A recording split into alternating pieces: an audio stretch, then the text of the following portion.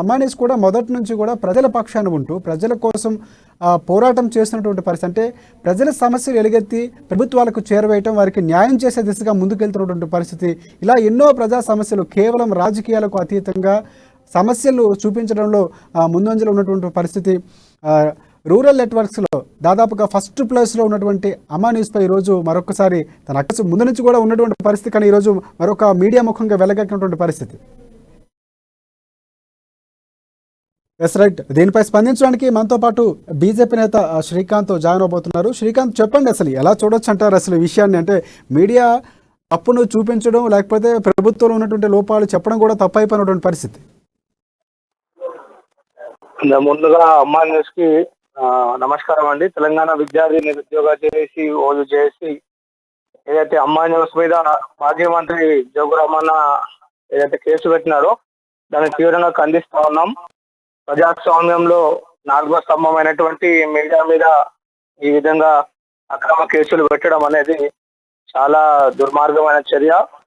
వాళ్ళకి దమ్ము ధైర్యం ఉంటే ఈ న్యూస్ మీద, నమస్తే తెలంగాణ మీద కేసులు పెట్టమనండి. వారిని ఏదైతే కేసీఆర్ గారు పట్టించుకోలేదో, వారికి మంత్రి పదవి ఇవ్వలేదో, అప్పుడు అలాంటి అక్కస్సుని నమస్తే తెలంగాణపై న్యూస్ మీద కేసు పెడితే మేమందరం కూడా సంతోషించే వాళ్ళం.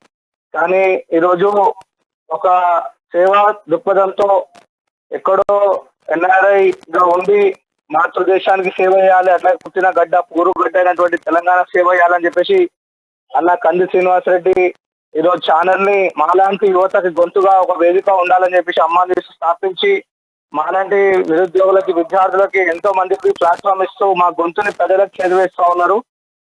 రైట్. ఒకటి అంటే బీజేపీ సంబంధించినటువంటి వ్యవహారం కాకుండా అంటే మొత్తం వ్యవహారం చూసుకుంటే ఇక్కడ ఆ నియోజకవర్గానికి సంబంధించి ఎమ్మెల్యే జోగురామన్న చేస్తున్నటువంటి ప్రతి పనిలో కూడా అవినీతి జరిగింది జనం చెప్తున్నటువంటి మాట. అదే మనం చూపించే ప్రయత్నం చేస్తాం. కానీ అలాంటి క్రమంలో కూడా రాజకీయ కక్షగా దీన్ని అభివర్ణించవచ్చు, చూడొచ్చు అంటారా?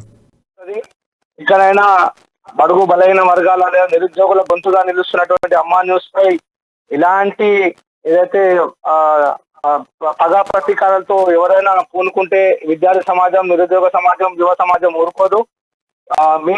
మీకు దమ్ము ధైర్యం ఉంటే ఇప్పుడు ఉన్నటువంటి ఏదైతే మీ యొక్క సహచరుడైనటువంటి మినిస్టరు అతని పేరు ఇంద్రకరణ్ రెడ్డి మొన్న టీఎస్పీసీ పేపర్ లీకేజ్ పై ఏ విధంగా అయితే మాట్లాడినాడో అతని మీద కేసు పెట్టాలి. అరే, ఇంతమంది నిరుద్యోగులని అలుసుగా మాట్లాడిండు, నిరుద్యోగుల చావులు అలుసుగా మాట్లాడిండు, పేపర్ లీకేజ్ అనేది సర్వసాధారణం అవుతుంది అని చెప్పేసి చెప్పినటువంటి ఆ బుద్ధి లేని మంత్రి మీద ఇలాంటి బీసీ మంత్రి అప్పుడు కేసు పెట్టాల్సిందే. చనిపోయిన వాళ్ళందరూ బీసీ బిడ్డలే.